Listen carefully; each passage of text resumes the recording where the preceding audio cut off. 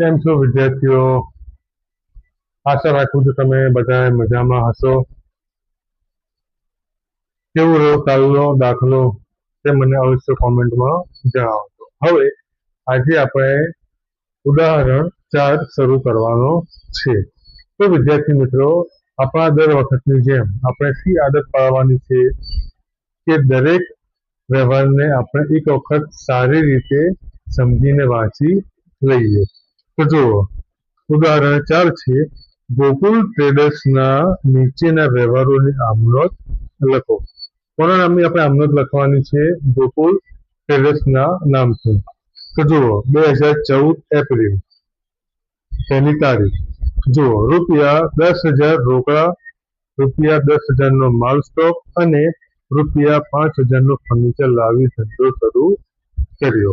પછી જુઓ તારીખ 3 માં મથુરા ટ્રેડર્સમાંથી ₹5,000 નો માલ ખરીદ્યો. પછી જુઓ તારીખ 4 રોકડેથી માલ વેચ્યો ₹4,000. તારીખ 6 ઋષિકેશ પાસેથી ₹6,000 નો માલ ખરીદી અડધા નાણાં રોકડેથી ચૂકવ્યા. જુઓ 7મું મથુરા ટ્રેડર્સને ₹1,600 નો માલ પરત કર્યો. 9મો વ્યવહાર વડાપ્રધાનના રાહત ફંડમાં ₹600 નો માલ આપ્યો. પછી દુકાન માટે ઇલેક્ટ્રોનિક ટોલ મશીન ખરીદ્યું ₹450. હવે જુઓ, શ્રી બાસાના પ્રાઇવેટ લિમિટેડના શેર નંગ 100 દર ₹30 ના ભાવે ખરીદ્યા. શું કીધું છે? બાસા પ્રાઇવેટ લિમિટેડ કંપનીના શેર કેટલા લીધા? 100. કેટલા પૈસે? ₹30 લેખે. આપણે 100 શેર કેટલા રૂપિયા માટે લીધા છે? પ્રતિ શેર ₹30 માટે. દલાલી 2% લેખે ચૂકવી. બંને રકમો ચેકથી ચૂકવી. હવે જુઓ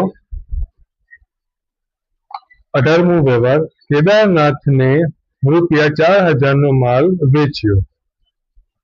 20મો વ્યવહાર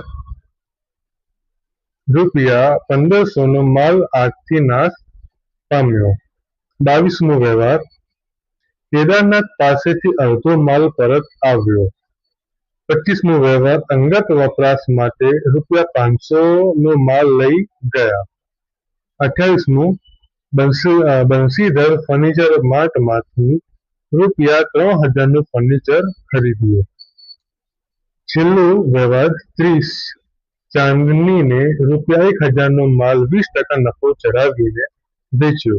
તેમના વતી ગાડી ભાડામાં ₹50 ચૂકવ્યા. તો વિદ્યાર્થી મિત્રો, આપણો ઉદાહરણ 4 ના વ્યવહાર આપણે વાંચી ચૂક્યા. બરાબર. હવે આગળ આપણે એને દાખલા ગણીએ.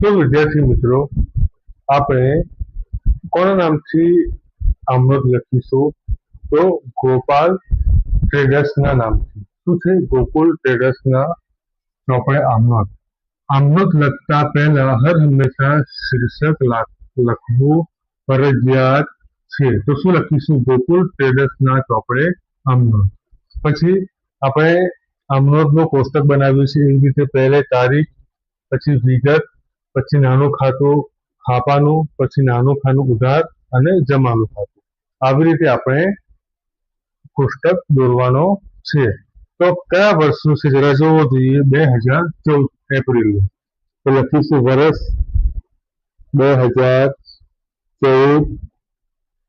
એપ્રિલ બરાબર તારીખ 1 બરાબર હવે જુઓ રૂપિયા 10,000 રોકડા રૂપિયા 10,000 નો માલ સ્ટોક અને રૂપિયા 5,000 નું ફર્નિચર ધંધામાં લાવ્યા તો તમને ખબર જ છે ધંધામાં આવે તો શું કરવામાં આવે એને ઉધાર કરવામાં આવે તો સૌપ્રથમ શું આવે છે ધંધામાં રોકડ તો લખી દો રોકડ ખાતે ઉધાર માલ સ્ટોક પણ આવે છે તો લખી દો માલ સ્ટોક ખાતે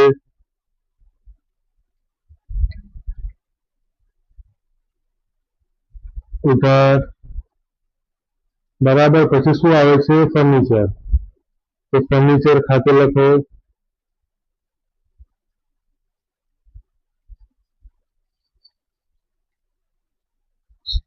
તો હવે જમા કોને કરીશું આપણે મૂડી ખાતાને કોને કરીશું મૂડી ખાતાને તો લખી દો તે મૂડી ખાતે બરાબર હવે શું લખીશું બાબત જે ધંધાનો માલિક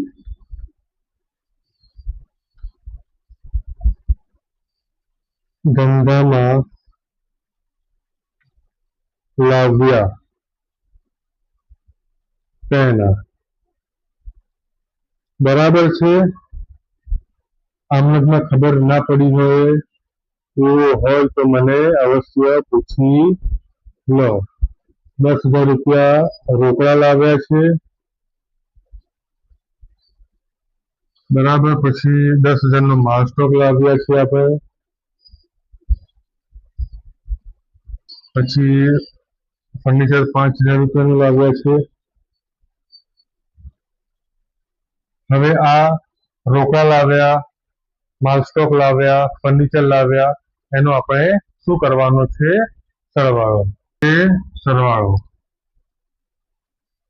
કેટલો થશે સરવાળો 25,000 રૂપિયા કેટલો થશે 25,000 રૂપિયા આ આપણો પહેલો વ્યવહાર અહીંયા પૂરો થયો હવે જુઓ ત્રીજો વ્યવહાર શું કહે છે મથુરા ટ્રેડર્સ માંથી રૂપિયા 5,000 નો માલ ખરીદ્યો ધંધામાં શું આવે છે માલ આવે છે તો શું લખાશે ખરીદ ખાતે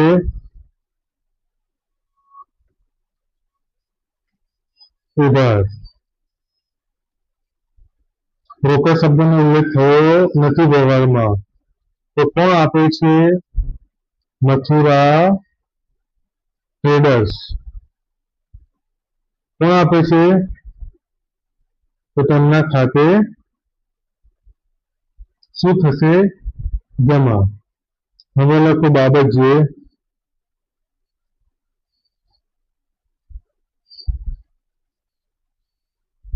માલ ખરીદ્યો તેના આની બાબત જે થઈ બરાબર છે હવે કેટલાનો માલ ખરીદ્યો છે 5,000 રૂપિયાનો કેટલાનો માલ ખરીદ્યો છે 5,000 રૂપિયાનો ઉધાર બાજુ પણ 5,000 રૂપિયા અને જમા બાજુ પણ 5,000 રૂપિયા વિદ્યાર્થીઓ ખબર પડે છે વ્યવહારોમાં? હવે ખબર ના પડે એવું તો બનવું જ ના જોઈએ. સમજી લો, આખો આપણો લગભગ આ ચોથો પ્રકરણ ચાલુ છે. ચોથા પ્રકરણની અંદર મેં તમને એવો કોઈ પણ ટોપિક નહીં હોય કે જે મેં તમને સમજ ના પાડી હોય. સમજી જાઓ વાતને. ને તમને હવે ના આવડતું હોય એવું પણ ના બને, કેમ કે હું તમને સહેલાઈથી સમજ પાડું છું. તો વિદ્યાર્થી મિત્રો, મારી વિડીયો તમે શરૂથી એન્ડ સુધી જોતા રહો, તો તમારે કોઈ પણ મિસઅન્ડરસ્ટેન્ડિંગ ના થાય, તમારો કોઈ પણ કોન્સેપ્ટ અનક્લિયર ના રહે. તો વિદ્યાર્થી મિત્રો, હવે આપણે આગળ વધીએ. શું છે આગળનો વ્યવહાર? રોકડેથી માલ વેચ્યો. શું છે? આગળ શબ્દ આપી દીધો છે, રોકડેથી માલ વેચ્યો છે. તારીખ 4, રોકડેથી માલ વેચ્યો. તો આવશે શું? આપણને રોકડ આવે છે તો ઉધાર શું થશે? રોકડ ખાતે ઉધાર. માલ જાય છે, પણ કેવી રીતે જાય છે? વેચાણના દ્વારા. તો તે વેચાણ ખાતે.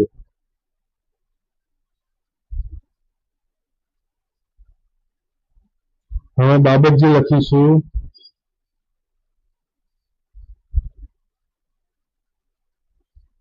માલ વેચ્યું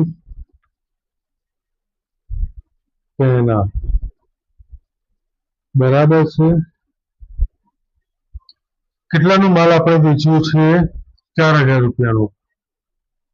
તો ઉધાર બાજુ પણ 4000 રૂપિયા અને જમા બાજુ પણ 4000 રૂપિયા.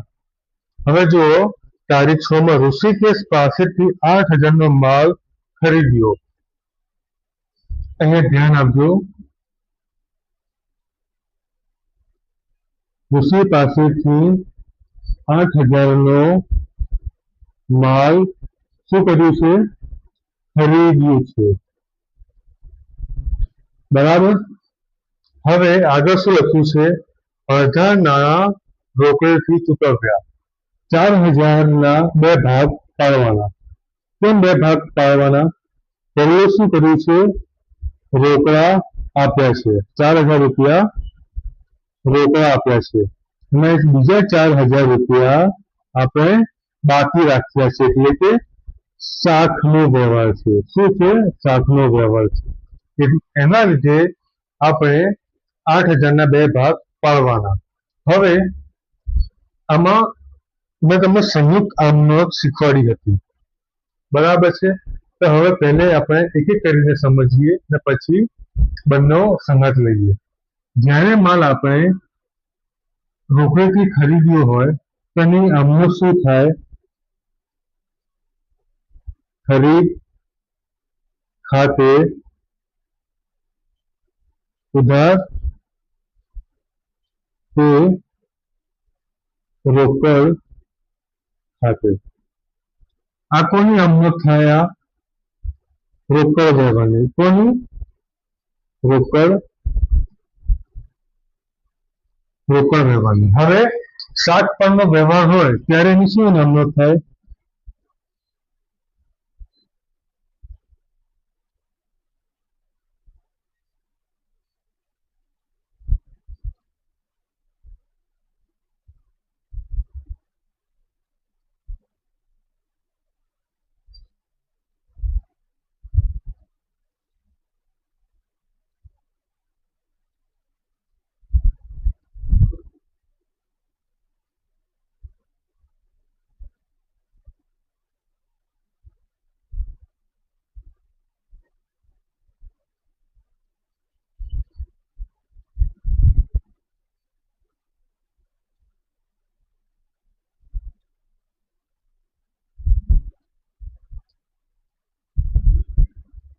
આ કઈ વ્યવહારની આમનોંધ થઈ? શાખનો વ્યવહાર. બરાબર.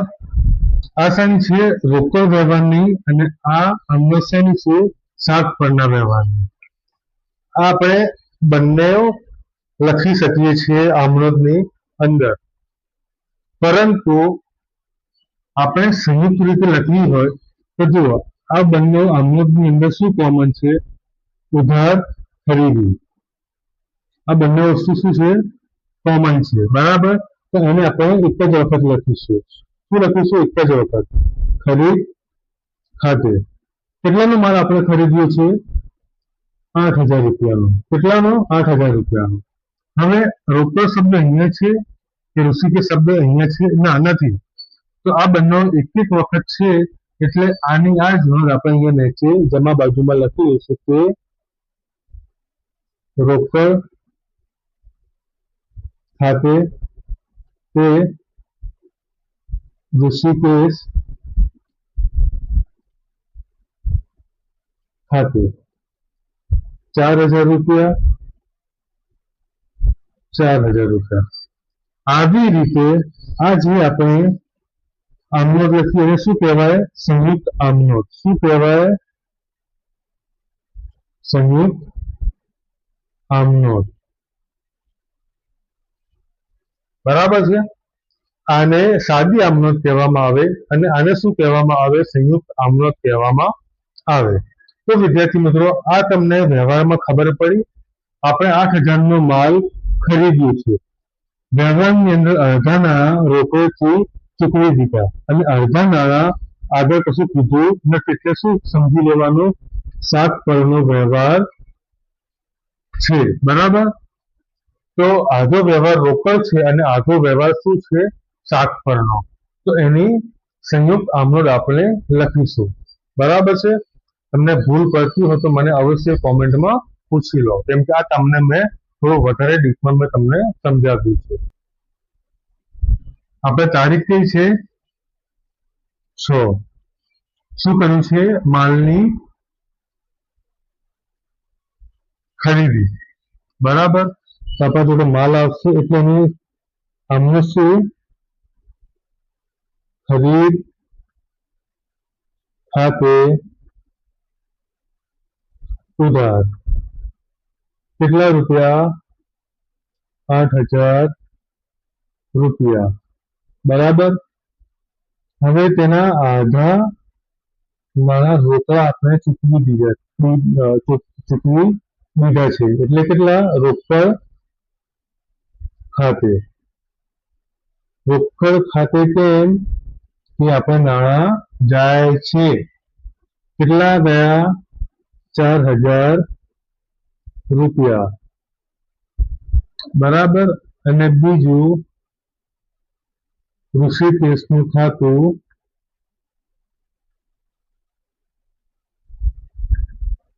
ખાતે કેટલા?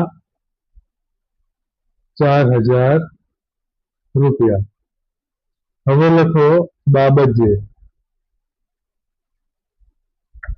શું લખવાની? માલ ખરીદ્યું તેના.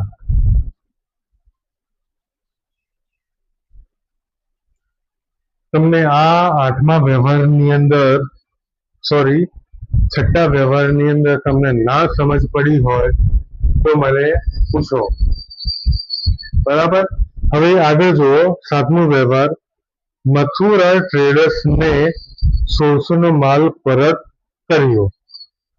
શું કીધું છે? મથુરા ટ્રેડર્સને માલ પરત કર્યો. આપણે ખરીદ્યું પહેલા. ખરીદ્યું. પછી શું કર્યું? પાછો આપ્યો.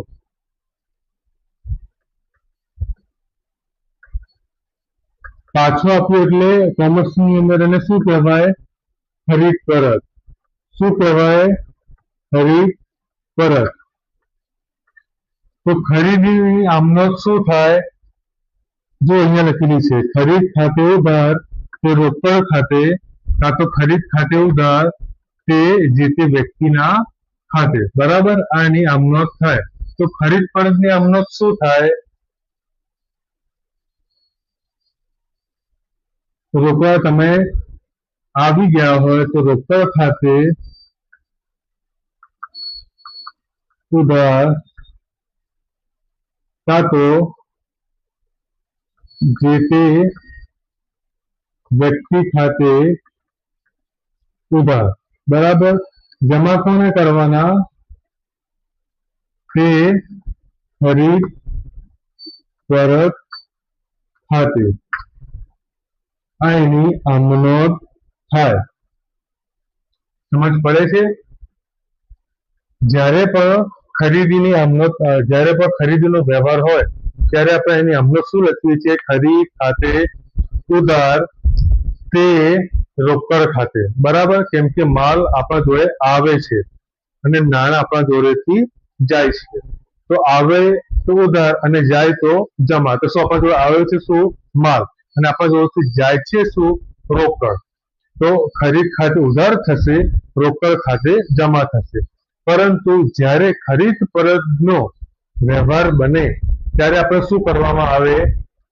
રોકડા આપણા જોડે આવે તો રોકડ ખાતે ઉધાર, ને આપણા જોડેથી માલ જાય, પણ માલ કયો જાય? ખરીદેલો માલ, તો તે ખરીદ પરત ખાતે જમા. આવી રીતે એની આમનોંધ થાય. જ્યારે રોકડેથી આવે તો બરાબર છે, અને જ્યારે પણ ના આવે ત્યારે જે તે વ્યક્તિના નામે આપણે નામ લખીને ઉધાર કરવાનું રહે. જેવી રીતે આપણો 7મો વ્યવહાર છે. મથુરા ટ્રેડર્સને એની નીચે અંડરલાઈન કરો. 1600 નો માલ પરત કર્યો. શું કર્યું છે? 1600 રૂપિયાનો માલ પરત કર્યો છે. આપણને રોકડા મળ્યા નથી, તો આપણે કોને નામે ઉધાર કરીશું? મથુરા ટ્રેડર્સના નામે. તો તારીખ કઈ છે? 7. તો લખો મથુરા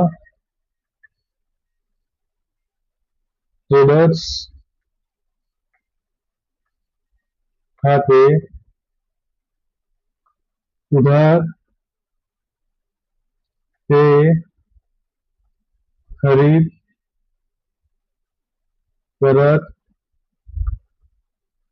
ખાતે. જો બાબતજી શું લખાશે?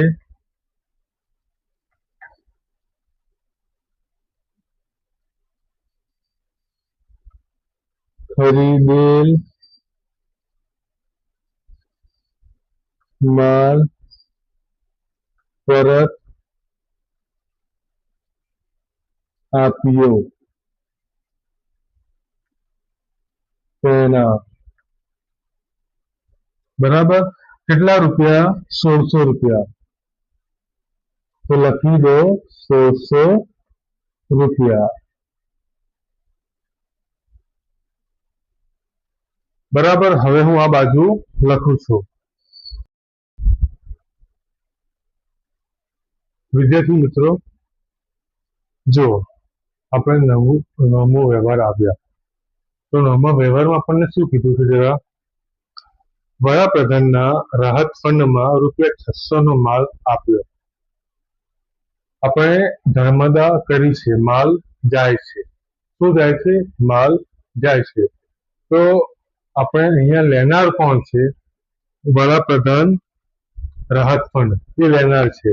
તો અહીંયાથી આપણે વ્યવહાર 9 ની અંદર વડાપ્રધાન રાહત ફંડ ખાતે ઉધાર લખીશું નહીં. પરંતુ વિદ્યાર્થી મિત્રો, આ આપણા માટે શું કહેવાય? દાન કર્યું કહેવાય. શું કર્યું કહેવાય? દાન કર્યું કહેવાય. તો કોમર્સની અંદર આવા દાનને શું કહેવામાં આવે છે? ધર્મદા. શું કહેવામાં આવે છે? ધર્મદા. તો આપણે અહીંયા તારીખ 9 લખીશું. ધર્મદા ખાતે ઉધાર, બરાબર. હવે તે ખરીદ ખાતે જમા. શું લખીશું અહીંયા? તે ખરીદ ખાતે, બરાબર. કેમ ખરીદ ખાતે આવે? અહીંયા તો માલ સ્ટોક આવવો જોઈએ ને? ના, એવું નથી વિદ્યાર્થી મિત્રો. આમાં કેવું છે કે ખરીદ ખાતું કેમ આવે છે એનું તમને રીઝન બતાવું અહીંયા. કે આપણે માલ ખરીદ્યો છે 20,000 રૂપિયાનો. કેટલાનો માલ ખરીદ્યો છે? 20,000 રૂપિયાનો, બરાબર. આપણે એમાંથી 600 રૂપિયા માલ ધર્મદા કર્યું. શું કર્યું છે? ધર્મદા કર્યું છે. કેટલા રૂપિયા? 600 રૂપિયા. તો આપણા જોડે માલ હતો કેટલો? 20,000 રૂપિયા. તો 600 રૂપિયા બાદ થશે તો કેટલા આવશે? 19,400 રૂપિયા આપણા જોડે માલ સ્ટોક હશે. બરાબર છે? 600 રૂપિયા માલ સ્ટોક હશે એટલે માલ આપણા જોડેથી ઓછો થાય છે.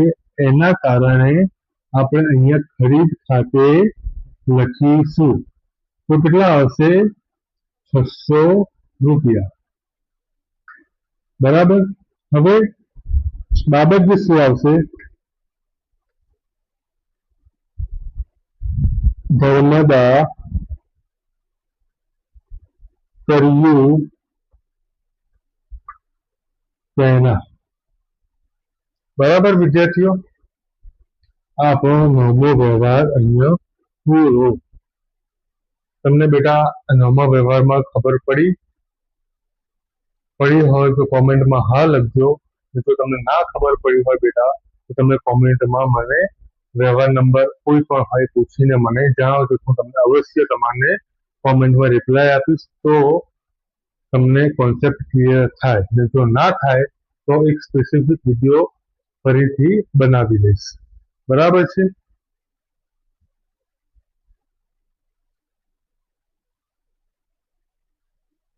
હવે આપણે આગળ જુઓ. 10મો વ્યવહાર.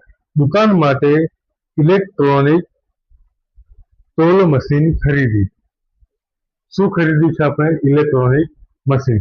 એટલે ધંધામાં ઇલેક્ટ્રોનિક મશીન આવે છે તો લખીશું 10મો વ્યવહાર, તારીખ 10,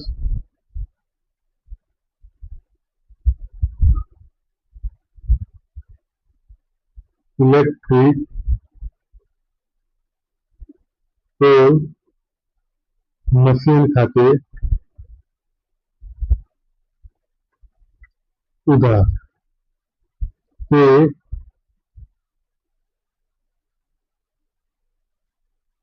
રોકડ ખાતે. કેમ બેટા રોકડ ખાતે આવશે?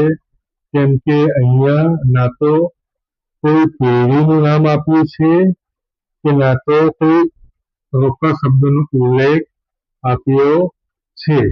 એના લીધે આપણે સમજી લેવું કે આ વ્યવહાર રોકડ વ્યવહાર છે.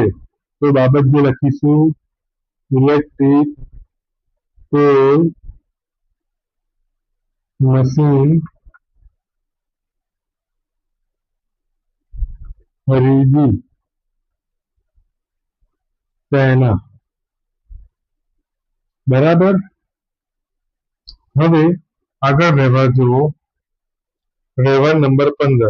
શ્રી બરસાના પ્રાઇવેટ લિમિટેડના શેર નંગ 100 દર ₹30 ના ભાવે ખરીદ્યા. દલાલી 2% લેખે ચૂકવી. બંને રકમો ચેકથી ચૂકવી. તો બેટા આપણે અહીંયા વ્યવહાર શું કીધું છે? શ્રી બરસા પ્રાઇવેટ લિમિટેડ ના શેર કેટલા લીધા છે? 100. કેટલા દરે?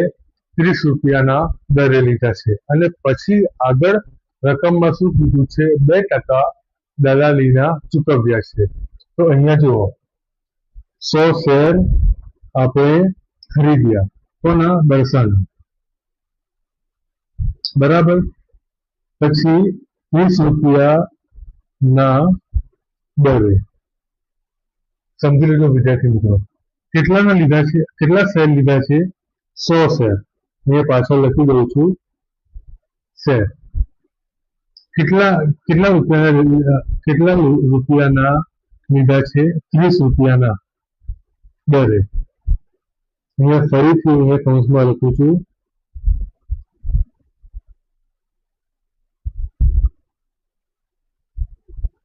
નંગ દીઠ. કેટલા લખું છું? નંગ દીઠ. બરાબર. તો અહીંયા શું થશે? 100 ગુણ્યા 30. તો કેટલા આવે બેટા? 3000 રૂપિયા. કેટલા આવશે? 3000 રૂપિયા. જ્યારે પણ આવો દાખલો આવે ત્યારે આવી રીતે આપણે કરવાનું રહે. અહીંયા શેર છે, અહીંયા એની એક શેરની કિંમત છે અને બંનેનો ગુણાકારનો આ કુલ શેરની રકમ છે. બરાબર. હવે 2% લેખે કીધું છે એટલે કોના 2%? કુલ શેરની રકમના, એટલે 3000 ગુણ્યા 2%. બરાબર. તો આવી રીતે કેલ્શિયમ આપણે કરી દેવાનું. આ 2 શૂન્ય થાય, આ 2 શૂન્ય થાય. 3 × 2 = 60. શું જવાબ આવે? 60. આ એનો શું થયો? બોલો જોઈએ કોમેન્ટમાં કે મનમાં. દલાલી થઈ. શું થઈ? દલાલી. એની શું થઈ? દલાલી થઈ. આપણે શું કર્યું? બરસાના 100 શેર ખરીદ્યા. પ્રતિ શેર 30 રૂપિયાના ભાવે હતો. તો આપણે બંનેનો ગુણાકાર કરી અને આપણે કુલ શેરની રકમ લીધી. બરાબર. પછી એને આગળ પ્રશ્નમાં શું કીધું છે કે 2% દલાલી આપવાની, એટલે 3 કુલ શેરની રકમ અને 2% આપણે એનો દલાલી ગણી અને એની દલાલી કેટલી આવી? 60 રૂપિયા. બરાબર. હવે એની આમનોંધ આપણે લખીએ. તો એની આમનોંધ બેટા શું આવશે? આપણા માટે માલ ને મિલકતની આપણને આમનોંધ અહીંયા લાગવું પડશે. તો તારીખ કઈ છે? 15. તારીખ 15 બારસાના શેર ખાતે ઉધાર દલાલી ખાતે ઉધાર તે બેંક ખાતે. કેમ બેટા દલાલી આપણે ચૂકવી છે, તો આ ધંધામાંથી રોકડ ગઈ છે ને નુકસાન અને ખર્ચનું ખાતું હર હંમેશા ઉધાર થાય. તો આપણે શેર કેટલાના લીધા હતા? 3000 રૂપિયાના. બરાબર. 60 રૂપિયા એની ફી હતી દલાલી. તો બંનેનો સરવાળો કેટલો થશે? 3060. બરાબર. હવે બાબતજી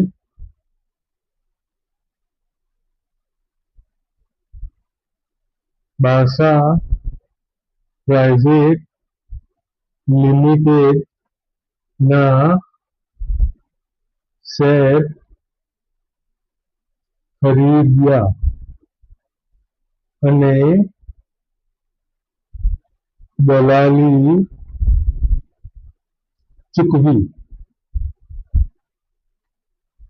બરાબર છે. આ 15મા વ્યવહારની આમનોંધ થઈ. એક વખત ફરીથી તમને કહી દઉં. 100 શેર આપણે લીધા. પ્રતિ શેરની કિંમત શું હતી? 30 રૂપિયા. એટલે 3000 રૂપિયા આવ્યા. 3000 રૂપિયા કુલ શેરની કિંમત હતી. એમાંથી આપણે 2% દલાલી ચૂકવવાની. તો દલાલી આપણે કેટલી ચૂકવી? 60 રૂપિયા. બંનેનો સરવાળો કર્યો. તેનો સરવાળો કેટલો આવે છે? 3060. બરાબર. અહીંયા બરસાના શેર ખાતે ઉધાર કેમ થાય? કેમ કે આ મિલકત ખાતાનો નિયમ છે. પછી દલાલી ખાતે ઉધાર કેમ થયું? એનું કારણ છે ખર્ચ કે નુકસાન ખાતે ઉધાર તે આવક કે નફા ખાતે જમા. અહીંયા એનો નિયમ લાગ્યો. અને બેંક ખાતે કેમ આવ્યું? કેમ કે પાછળ લખ્યું છે વ્યવહારની અંદર બેંક દ્વારા ચૂકવ્યા, એટલે આપણા જોડેથી બેંક શિલ્લક ઓછી થશે. એના લીધે તે બેંક ખાતે જમા થશે. હવે આગળ વ્યવહાર જુઓ. તારીખ 18 કેદારનાથને 4000 નો માલ વેચ્યો. હવે બેટા શું વ્યવહાર આવશે? જરા બોલો તો. માલ વેચ્યો છે તો લેનાર ખાતે ઉધાર થશે. તો આપણે શું કરીએ છીએ? માલ જાય છે તો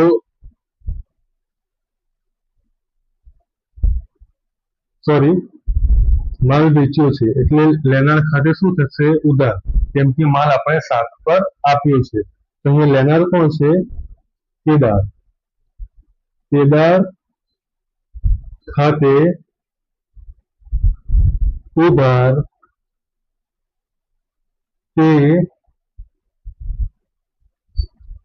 વેચાણ ખાતે કેટલા? 4000 રૂપિયા. કેટલા? 4000 રૂપિયા. બાબત જે લખીશું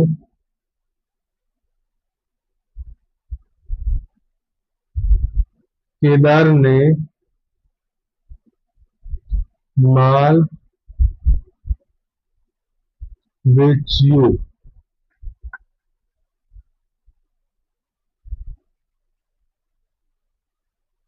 હવે જુઓ આગળ કયો વ્યવહાર છે? 20નો વ્યવહાર. રૂપિયા 1500 નો માલ આગથી નાશ પામ્યો. શું છે? આગથી નાશ પામ્યું છે. એટલે ધંધામાં શું થયો? નુકસાન. શું થયો? નુકસાન. નુકસાન થાય તો શું થાય? તે અમલમાં સમાવેશ કરવામાં આવે. નુકસાન કે ખોટ ખાતે ઉધાર તે આવક કે નફા ખાતે જમા. અહીંયા આપણને શું થશે? 19ના વ્યવહારની અંદર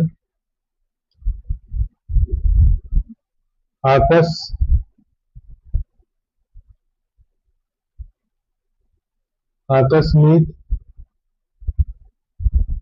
નુકસાન ખાતે ઉધાર તે ખરીદ ખાતે. કેમ ખરીદ ખાતે બેટા? કેમ કે આપણા જોડેથી માલ ઓછો થયો છે. શાનાથી ઓછો થયો છે? નુકસાનના કારણે. કેમ કે આપણો માલ ઓછો થયો છે એના લીધે આપણે ખરીદ ખાતે એને જમા કરીશું. તો કેટલા રૂપિયાનો માલ નાશ પામ્યો છે? 1500 રૂપિયાનો. કેટલા રૂપિયાનો? 1500 રૂપિયાનો માલ નાશ થયો છે. તો બાબત જે લખીશું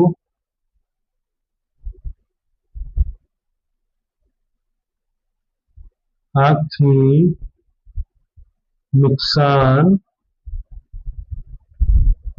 થયું તેના. બરાબર.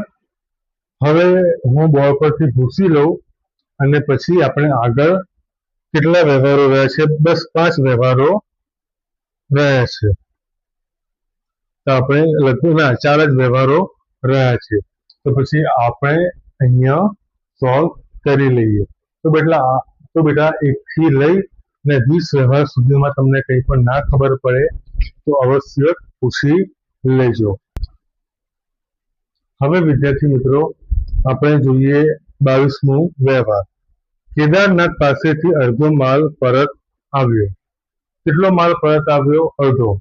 તો બેટા આપણે કેદારનાથને માલ વેચ્યો હતો એટલે એને શું કહેવાય? વેચાણ. ને આપણને પરત આવ્યું તો એને શું કહેવાય? વેચાણ પરત.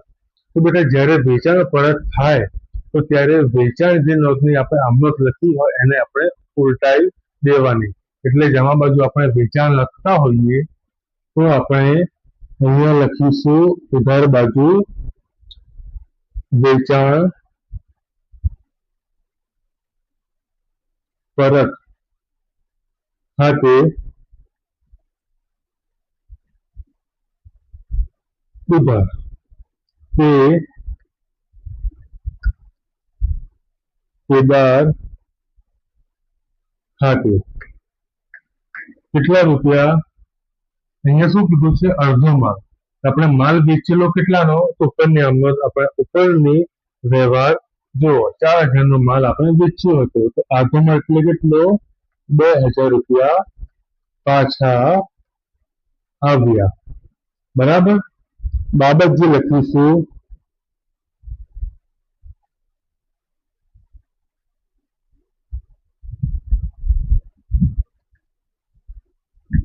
કેદાર પાસેથી માલ પરત આવ્યો તેના બરાબર. હવે આગળ વ્યવહાર જુઓ 25મો વ્યવહાર. શું કીધું છે એમાં? અંગત વપરાશ માટે 500 નો માલ લઈ ગયા. માલની નીચે અંડરલાઈન કરો. શું લઈ ગયા? માલ લઈ ગયા. તો જ્યારે પણ આપણે જોયું પ્રીવિયસ વિડીયોની અંદર, જ્યારે પણ ધંધાનો માલિક ધંધામાંથી કોઈ પણ વસ્તુનો માલ અંગત વપરાશ માટે લે તો તે કોના ખાતે ઉધાર કરવામાં આવે છે? ઉપાડ ખાતે ઉધાર કરવામાં આવે છે. બરાબર છે. તો શું આવશે? ઉપાડ ખાતે ઉધાર તે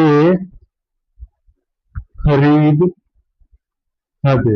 કેમ ખરીદ ખાતે? કેમ કે માલ લઈ ગયો છે એટલા માટે આપણે માલની નીચે અંડરલાઈન કરી. બરાબર છે. જો એવું ના લખ્યું હોય કે માલના સિવાય અંગત વપરાશ માટે ધંધામાંથી 1000 રૂપિયા લઈ ગયા કે 1500 રૂપિયા લઈ ગયા તો તે કોના ખાતે થશે? મૂડી ખાતે. કાં તો પછી એવું લખ્યું હોય કે આપણે ધંધાનો માલિક તેમના પુત્ર કે પુત્રી માટે કોલેજ ફી ના નાણાં ચૂકવ્યા કે ઘરના ફર્નિચર માટે નાણાં ઉપાડ્યા તો તે કોના ખાતે જમા થશે? મૂડી ખાતે. તો અહીંયા શું બાબત જે લખાશે? આપણે ધંધામાંથી માલ અંગત વપરાશ માટે લીધો. બરાબર. હવે આગળ જોવા નોંધ 28મી. કઈ છે? 28મી. શું લખ્યું છે? બંસીધર ફર્નિચર માર્ટમાંથી 3000 નું ફર્નિચર ખરીદ્યું. હવે ફર્નિચર ખરીદ્યું તે શું છે? મિલકત. તો મિલકત ખાતે ઉધાર. શું થશે?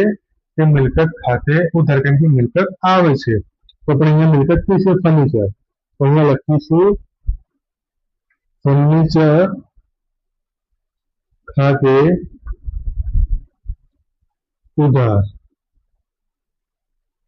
એ શું નામ છે એનું?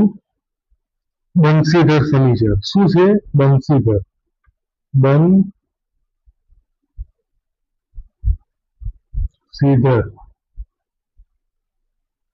ફર્નિચર ખાતે. કેમ બંસીધર ફર્નિચર ખાતે આવ્યું? એનું કારણ શું? કેમ કે અહીંયા રોકડ શબ્દનો ઉલ્લેખ નથી. વ્યક્તિનું કે પેઢીનું નામ છે તેના લીધે. તો બાબત જે લખીશું ફર્નિચર ખરીદ્યું તેના. કેટલાનું ફર્નિચર આપણે ખરીદ્યું છે? 3000 રૂપિયાનું. કેટલાનું? 3000 રૂપિયાનું. બરાબર. આપણી બાબત જે પણ અહીંયા પૂરી અને વ્યવહાર પણ પૂરો. હવે જુઓ 30મો વ્યવહાર. ચાંદનીને 1000 નો માલ 20% નફો ચડાવીને વેચ્યો. તેના વતી લારી ભાડામાં 500 ચૂકવ્યા. તેના વતી લારી ભાડાના 500 રૂપિયા ચૂકવ્યા. શું કર્યું છે? ચૂકવ્યા છે. તો આપણે અહીંયા ધ્યાન આપજો. આપણે માલ કેટલાનો હતો? જુઓ માલ શું કેટલો હતો? 1000 રૂપિયા એની કિંમત હતી. કેટલી? 1000 રૂપિયા એની કિંમત હતી. તો હું અહીંયા લખું છું મૂળ કિંમત. બરાબર. હવે 20% નફો ચડાવવાનો. તો નફા માટે પ્લસની નિશાની. તો કેટલું છે? 20%. બરાબર. શૂન્ય શૂન્ય રહી જશે. પછી શૂન્ય શૂન્ય રહી જશે, અહીંયા પણ શૂન્ય શૂન્ય રહી જશે, અહીંયા કેટલા થશે? 2. આવી રીતે થાય? ના થાય. કેવી રીતે કરવાનું? આવી રીતે ભૂલ ના કરતા. હું તમને શીખવાડું છું, તમે ભૂલ આવી રીતે ના કરતા. કેવી રીતે થશે આ? 1000 વત્તા 20 ભાગ્યા 100 બરાબર. આ શૂન ગઈ, આ શૂન ગઈ, આ શૂન ગઈ, આ શૂન ગઈ. 100 ગુણ્યા 20, 100 વત્તા 2. સોરી, અહીંયા ગુણાકારની નિશાની આવશે. શું થશે? 100 ગુણ્યા 2 એટલે કેટલા? 200. આ 200 શું આવ્યો? નફો આવ્યો. શું આવ્યો? નફો. તો શું કીધું છે આગળ વાંચો. માલ નફો ચડાવીને આ શું કરાવવાનું છે? 1000 રૂપિયામાં પ્લસ કરવાનું છે. એટલે કેટલો આવશે? 1000 વત્તા 200. તો વેચાણ કિંમત આપણી કેટલી? 1200 રૂપિયા. આ એની વેચાણ કિંમત આવે. શું આવે? વેચાણ કિંમત. બરાબર. આ નફો ચડાવ્યો આપણે. આ આપણે મૂળ કિંમત 1000 હતી. 1000 મૂળ કિંમત, નફો 200 રૂપિયા, અને આપણને નફો ચડાવીને રકમ કેટલી આવી? વેચાણ કિંમત 1200 રૂપિયા. આવી રીતે દાખલો ગણવાનો નહીં. દાખલો આવી રીતે કરવાનો. કેલ્સીમાં તમે શું કરવાનું? 1000 રૂપિયા લખવાના, પછી ગુણ્યા કરવાનું, પછી 20 લખવાનું, પછી ટકાનું ઓપ્શન હશે એ કરવાનું, પછી બરાબર કરવાનું.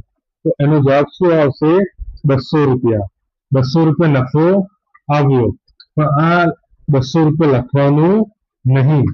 શું લખવાનું? એમાં 1000 રૂપિયા પ્લસ કરવાના. શું કરવાના? 1000 રૂપિયા પ્લસ કરવાના. અને જે રકમ આવે 1200 રૂપિયા, તે રકમ આપણે આ નોંધમાં લખવાની. આવી રીતે લખવાનું. તો વિદ્યાર્થી મિત્રો, આ રફ નોટમાં તમે લખી લો. હવે શું કીધું છે અહીંયા 30મા વ્યવહારની અંદર? નફો ચડાવીને વેચ્યું છે. કોને વેચ્યું છે? ચાંદનીને. તો લેનાર ખાતે શું થાય ઉધાર? તો ચાંદની ખાતે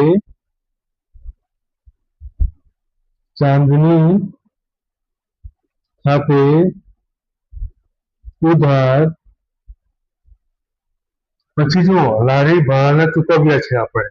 તો લારી ભાડા આપણા માટે શું કહેવાય? ખર્ચ કહેવાય. તો લખી દો, લારી ભાડા ખાતે ઉધાર.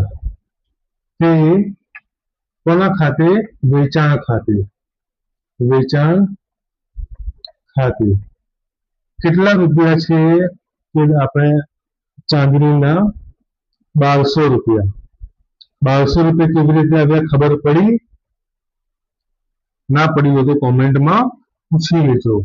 લારી ભાડાને કેટલા ચૂકવ્યા છે? 50 રૂપિયા. તો ટોટલ અમાઉન્ટ કેટલી આવશે? 1250 રૂપિયા. હવે બાબત જે લખીશું,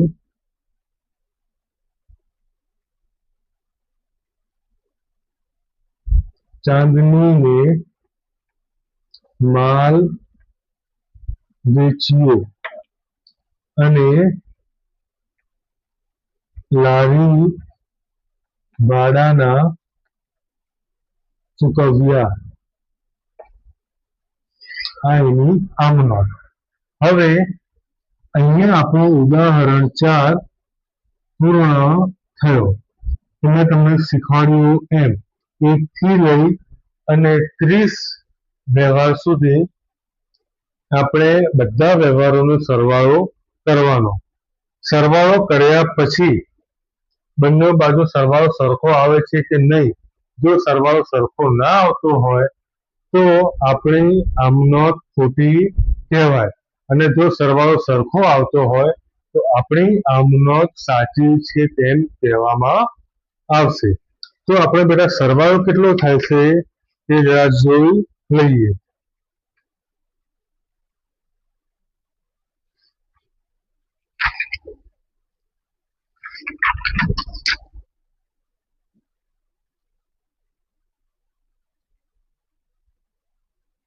કેટલો આવે છે? 59,960 રૂપિયા. 59,960 રૂપિયા. બંને બાજુનો સરવાળો કેટલો? 59,960. આ અહીંયા તમારો ઉદાહરણ 4 અહીંયા પૂરું. તો વિદ્યાર્થી મિત્રો, તમને મારી વિડીયો કેવી લાગી તે મને કોમેન્ટમાં જણાવજો. વિદ્યાર્થી મિત્રો, હું તમને વારે ઘડીએ કહું છું કે જે તમારા ફ્રેન્ડ સર્કલમાં કોમર્સના વિદ્યાર્થીઓ છે તેમને મારી વિડીયો મોકલો, જેનાથી એમને પણ કોન્સેપ્ટ ક્લિયર થાય, એમને પણ ભણવામાં મજા આવે. વિદ્યાર્થી મિત્રો, હવે આપણે ધોરણ 11માં છીએ, તો હું તમને એઝ અ ફ્રેન્ડ તરીકે કહું છું કે તમે તમારી જિંદગીની અંદર, તમારા લાઈફની અંદર તમે કોન્ફિડન્સ થઈ જાઓ, તમારે ભણતર શરૂ કરી દો, તમારે વાંચવા લખવાનું શરૂ કરી દો. જિંદગીમાં તમે બેટા વાંચ્યા નહીં હોય, ભણ્યા નહીં હોય તો તમારી કોઈ વેલ્યુ નહીં કરે. જો તમે તમારો ટાઈમ તમે ખોઈ દેશો તો તમને આ જિંદગી, આ લાઈફ તમને જીવવા નહીં દે. વિદ્યાર્થી મિત્રો, તમારો ભવિષ્ય જ તમારો ભણતર છે.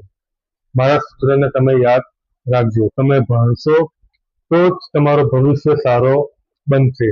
બાકી તમે આ દુનિયાની અંદર તમે ક્યાં ને ક્યાંય તમે ધક્કા, ક્યાં ને ક્યાં લોકોના મેળા, કે ક્યાં ને ક્યાં તમે લોકોના ઠોકર બનતા રહેશો. તો વિદ્યાર્થી મિત્રો, હું તમને એક ટીચર તરીકે, એક તમારો મોટો ભાઈ તરીકે, તમારો ફ્રેન્ડ તરીકે તમને હું કહું છું કે વિદ્યાર્થી મિત્રો, તમારો સમય છે, તમારો ટાઈમ છે, તો બેટા ભણી લો, જેથી તમને આગળ જતા કોઈ તકલીફ ના આવે. તો વિદ્યાર્થી મિત્રો, મારી એક નાનકડી વાતને તમે તમારી જિંદગીમાં અમલમાં મૂકજો. અહીંયા આપણો ઉદાહરણ 4 અહીંયા આપણો પૂરો થાય છે. મળીએ નવી વિડીયોમાં. ત્યાં સુધી બન્યા રહો મારી ચેનલ પર.